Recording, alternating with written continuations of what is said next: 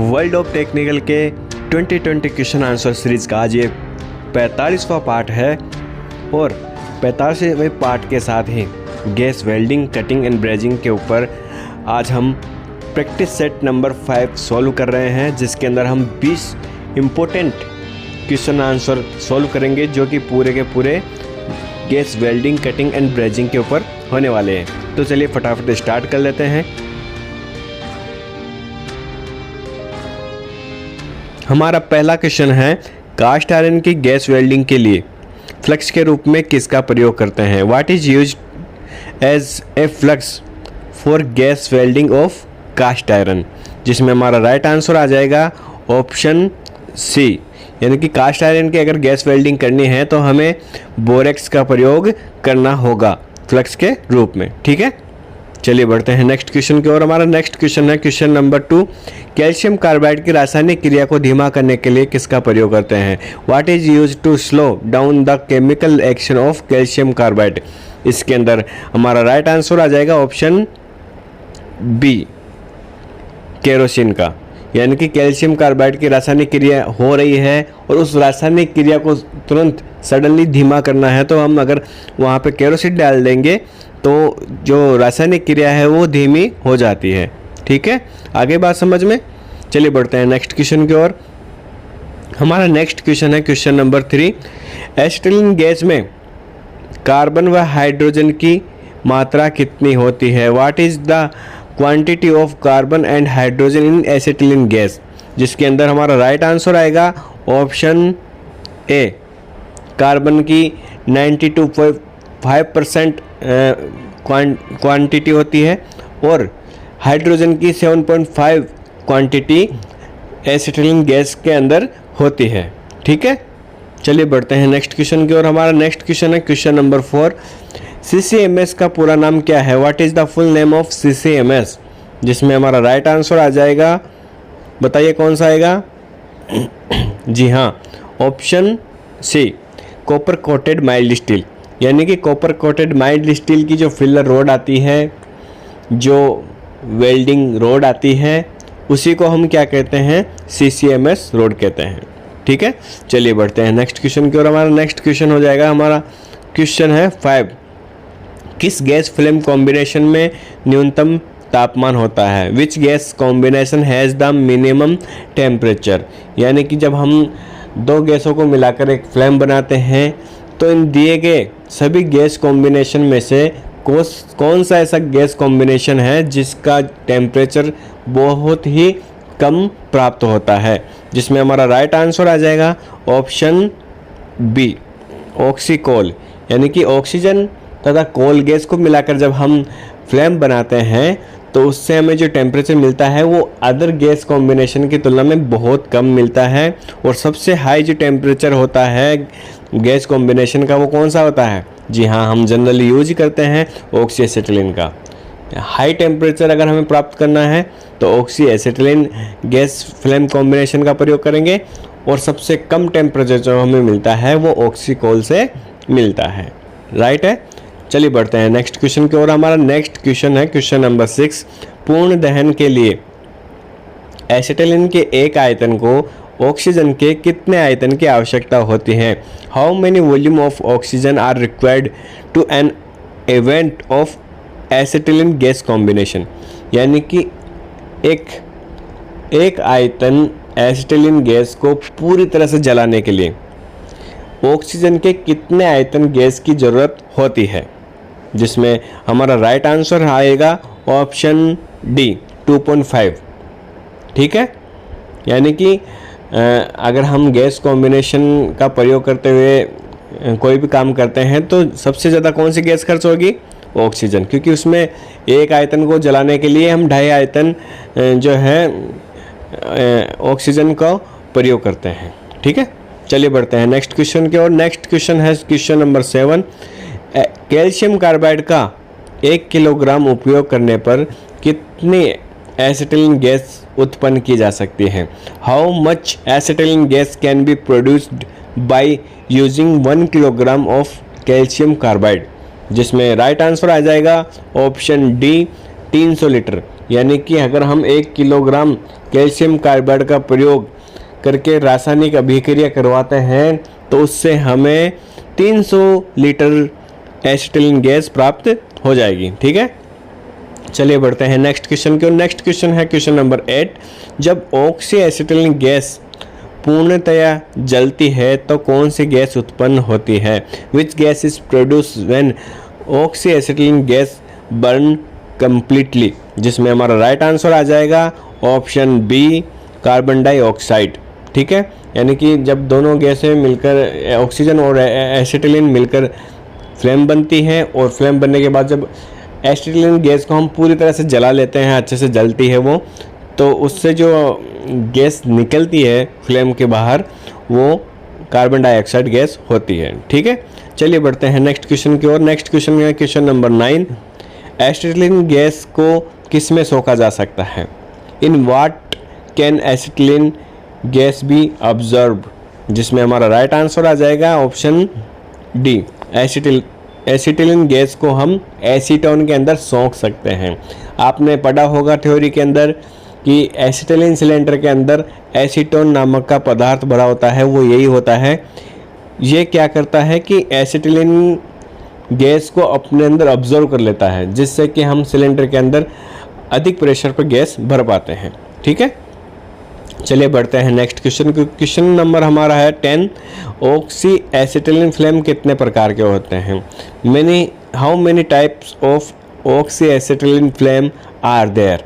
जिसमें हमारा right answer आ जाएगा ऑप्शन सी। आपको पता है कि ऑक्सी एसिटिलीन फ्लेम 3 प्रकार के होते हैं। पहला हो गया न्यूट्रल फ्लेम, ठीक है, दूसरा हो गया हमारा कार्बोराइजिंग फ्लेम, ठीक है, तीसरा हो गया हमारा ऑक्सीडाइजिंग फ्लेम। ठीक है, तो इस प्रकार से हम गैस वेल्डिंग के अंदर 3 फ्लेम का प्रयोग करते हैं। ठीक है, चलिए बढ़ते हैं नेक्स्ट क्वेश्चन की ओर। हमारा नेक्स्ट क्वेश्चन है क्वेश्चन नंबर 11। एसिटिलीन जनरेटर से प्राप्त अशुद्ध गैस को शुद्ध करने के लिए किसका प्रयोग करते हैं? What is use to purify the impure gas obtain from acetylene gas generator? जिसमें हमारा राइट आंसर आ जाएगा ऑप्शन बी, प्यूरीफायर का। प्यूरीफायर का प्रयोग हम जनरेटर से गैस बनाने के बाद में उस जनरेटर से प्राप्त जो गैस होती है उसको पूरी तरह से शुद्ध करना है, तो हम किसका प्रयोग करेंगे? प्यूरीफायर का। ठीक है, जिससे क्या है कि हमारी जो गैस है वो पूरी तरह से शुद्ध हो जाती है और जिसको हम अच्छे से यूज़ कर पाते हैं। ठीक है, चलिए बढ़ते हैं नेक्स्ट क्वेश्चन की ओर। नेक्स्ट क्वेश्चन है हमारा क्वेश्चन नंबर 12। प्यूरीफायर में अशुद्ध एसिटिलीन की पानी की वाष्प को सोखने के लिए किसका उपयोग किया जाता है? What is use to absorb the water vapour of impure acetylene in the purifier? यानी कि हम जब जनरेटर से एसिटिलीन गैस प्राप्त करते हैं तो उसके अंदर कुछ पानी की नमी भी होती है, उसको ड्राई करने के लिए, उस पानी की वाष्प को गैस के अंदर से सोखने के लिए हम प्यूरीफायर के अंदर किस पदार्थ का प्रयोग करेंगे? जिसमें हमारा राइट आंसर आ जाएगा ऑप्शन डी, प्यूमिक स्टोन का। ठीक है, चलिए बढ़ते हैं नेक्स्ट क्वेश्चन की ओर। हमारा नेक्स्ट क्वेश्चन है क्वेश्चन नंबर 13। अशुद्ध एसिटिलीन को शुद्ध करने के लिए प्यूरीफायर के तीसरे भाग में क्या भरा होता है? What is filled in the third part of the purifier to purify impure acetylene gas? जिसमें हमारा राइट आंसर आएगा ऑप्शन सी, फिल्टर वूल। ठीक है, चलिए बढ़ते हैं नेक्स्ट क्वेश्चन की ओर। Question number 14। जनरेटर से प्राप्त अशुद्ध गैस में अन्य गैसों की अशुद्धियाँ भी रहती है, जिससे प्यूरीफायर में किसके द्वारा शुद्ध किया जाएगा? In the impure gas obtained from the generator, impurities of other gases are also there, which will be purified by whom in the purifier? जिसमें हमारा राइट आंसर आ जाएगा ऑप्शन ए, प्यूरिफाइंग मटेरियल। यानी कि हम जनरेटर से gas हमने प्राप्त की, उसके अंदर अन्य गैसें भी मिली हुई रहती है। ठीक है, तो हमें चाहिए प्योर एसिटिलीन, तो उसको हम किससे शुद्ध करेंगे? प्यूरीफायर से। अब प्यूरीफायर के अंदर भी दो या तीन पार्ट होते हैं जिनके अंदर अलग अलग मटेरियल भरा होता है जो अलग अलग कार्य करता है। तो हमें क्या चाहिए कि जो अन्य गैसों की अशुद्धियाँ रह गई है, ठीक है, एसिटिलीन के अंदर जो अन्य गैसों की अशुद्धियाँ है, अन्य गैसों का मिश्रण है, उनको अलग करना है। तो इसके लिए हम किसका प्रयोग करेंगे? प्यूरिफाइंग मटेरियल का। चलिए बढ़ते हैं नेक्स्ट क्वेश्चन की ओर। हमारा नेक्स्ट क्वेश्चन है क्वेश्चन नंबर 15। एसिटिलीन जनरेटर की सुरक्षा के लिए किसका उपयोग करते हैं? What is used to protect the acetylene generator? जिसमें हमारा राइट आंसर आ जाएगा ऑप्शन कौन सा? Very good, option C, water seal का। ठीक है, एसिटिलीन गैस जनरेटर की सुरक्षा के लिए हम वाटर सील का प्रयोग करते हैं। चलिए बढ़ते हैं नेक्स्ट क्वेश्चन की ओर। हमारा नेक्स्ट क्वेश्चन है क्वेश्चन नंबर 16। गैस वेल्डिंग में राइटवर्ड वेल्डिंग टेक्निक का प्रयोग करते समय गैस वेल्डिंग टॉर्च को कितने डिग्री कोण पर रखते हुए वेल्डिंग करते हैं? इन gas welding will using rightward welding technique how much degree of angle keep of gas welding torch? जिसमें हमारा राइट आंसर आ जाएगा ऑप्शन ए, 40 से 50 डिग्री। यानी कि राइटवर्ड वेल्डिंग टेक्निक का प्रयोग हम गैस वेल्डिंग के अंदर कर रहे हैं तो हम टॉर्च को 40 से 50 डिग्री के कोण पर रखते हैं। ठीक है, आगे बात समझ में। चलिए बढ़ते हैं नेक्स्ट क्वेश्चन की ओर। हमारा नेक्स्ट क्वेश्चन है क्वेश्चन नंबर 17। शोल्डर का गलनांक परस्पर जोड़े जाने वाली धातुओं के गलनांक से कितना कम होना चाहिए? यानी कि जब हम सोल्डरिंग करते हैं तो मेन जो बेस धातु होती है उससे सोल्डर जो होता है हमारा, उसका टेम्परेचर कितना कम होना चाहिए, यानी कितने कम टेम्परेचर पर वो पिघल जाना चाहिए? जिसमें हमारा राइट आंसर आ जाएगा ऑप्शन सी, 70 डिग्री। यानी कि 70 डिग्री कम टेम्परेचर पर पहले सोल्डर पिघल जाना चाहिए। ठीक है, चलिए बढ़ते हैं नेक्स्ट क्वेश्चन की ओर। हमारा नेक्स्ट क्वेश्चन है क्वेश्चन नंबर 18। अच्छे सोल्डर में कौन सा गुण होना चाहिए? What should be the quality of a good shoulder?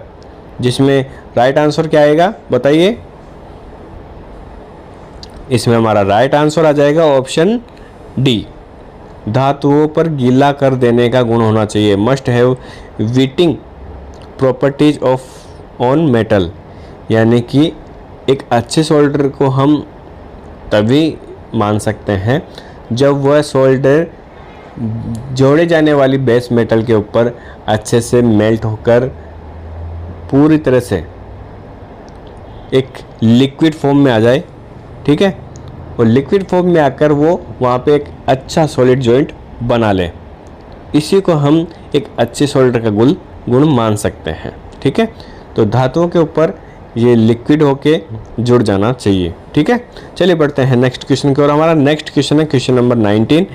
Oxygen gas प्राप्त करने की बेसिक विधि कौन सी है?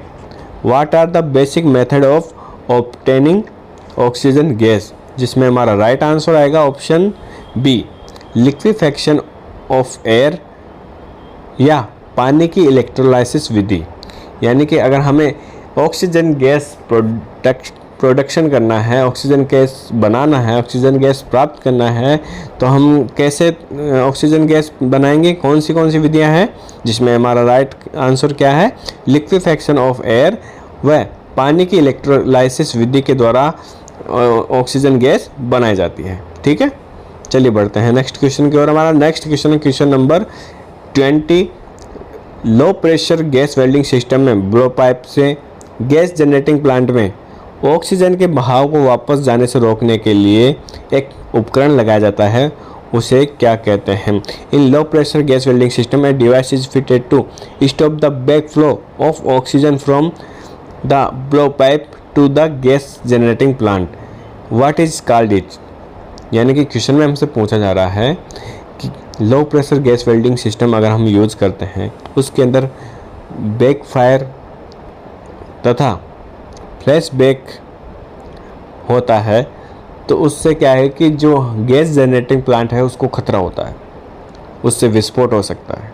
ठीक है, तो उस विस्फोट को रोकने के लिए, बैक फ्लो को वापस जाने से रोकने के लिए हम किस उपकरण का उपयोग हमारे लो प्रेशर गैस वेल्डिंग सिस्टम के अंदर करते हैं? जिसमें हमारा राइट आंसर आ जाएगा option D, hydraulic back pressure valve का प्रयोग हम करते हैं, जिसको वाटर सील के नाम से भी जाना जाता है। ठीक है, तो ये आज के हमारे 20 क्वेश्चन थे। आपने बहुत ही अच्छे से इनको देखा है, समझा है, और मैं आपको सजेस्ट करता हूँ कि ये जो 20 क्वेश्चन है आप नोटबुक में भी अपने उतार सकते हैं और अपने खुद के नोट्स बना सकते हैं। तो मिलते हैं नेक्स्ट क्वेश्चन आंसर सीरीज के साथ, तब तक आप मन लगाकर पढ़ाई करिए। Okay, best of luck, bye.